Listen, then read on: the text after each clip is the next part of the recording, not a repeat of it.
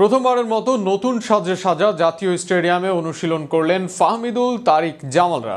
Close ডোরের ম্যাচে আজ নিজেদের ঝালিয়ে নিয়েছে টাইগাররা। এই মাঠেই ভুটান ও সিঙ্গাপুরের বিপক্ষে মাঠে নামবে দল। কাবরেরার পরিকল্পনায় আসতে যাচ্ছে বড় বদল। স্টেডিয়ামের সংস্কারের পর প্রথমবারের মতো জাতীয় স্টেডিয়ামে বাংলাদেশের অনুশীলন নিয়ে বিস্তারিত থাকছে প্রতিবেদনে। তারিক কাজী ও ফাহমিদুল ইসলাম যে মাঠে দাঁড়িয়ে আছেন সেটি নয়া সাজে সাজা বাংলাদেশের জাতীয় স্টেডিয়াম।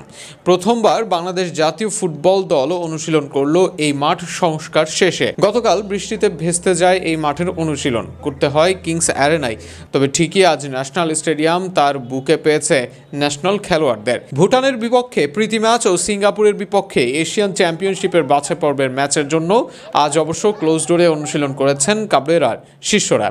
এর আগে গতকাল প্রথমবারের মতো অনুশীলনে নামার আগে দলের মধ্যে সভা হয়েছে। খেলোয়াড়দের নিয়ে কথা বলেছেন কোচ কর্মকর্তারা। তাদের মতে ভারতের বিপক্ষে ম্যাচ হয়ে গেছে, তখন দর্শক চাপ একরকম, আর এখন সেটি আরও বেড়েছে।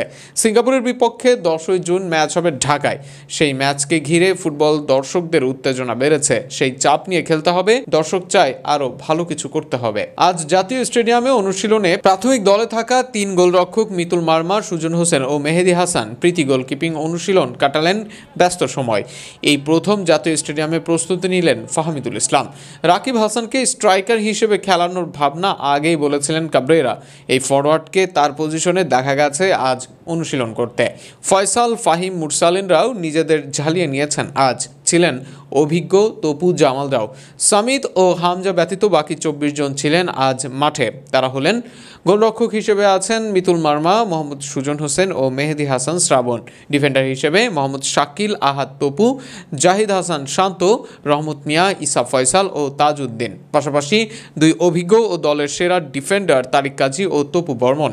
বাংলাদেশের মিডফিল্ডারে ছড়াছড়ি মোহাম্মদ হৃদয়, সাইয়েদ শাহ কাজেম, কিরমানি, সোহেল রানা, মুজিবুর রহমান জনি, শেখ মোরসালিনের সঙ্গে জামাল ভুইয়া। এদিকে ফরওয়ার্ডে আলোচিত উইঙ্গার ফাহমিদুল ইসলাম, ফয়সাল আহমেদ, ফাহিম, রাকিব হোসেন, ইমন শাহরিয়ার, মোহাম্মদ ইব্রাহিমের সঙ্গে স্ট্রাইকার আল আমিন ও সুমন রেজা ছিলেন অনুশীলনে। আগামী 4 তারিখ ভুটানের বিপক্ষে একটি ফ্রেন্ডলি ম্যাচ খেলবে টাইগাররা। এরপর 10 তারিখ গুরুত্বপূর্ণ সিঙ্গাপুর ম্যাচে মাঠে নামবে কাবরেরার শিষ্যরা।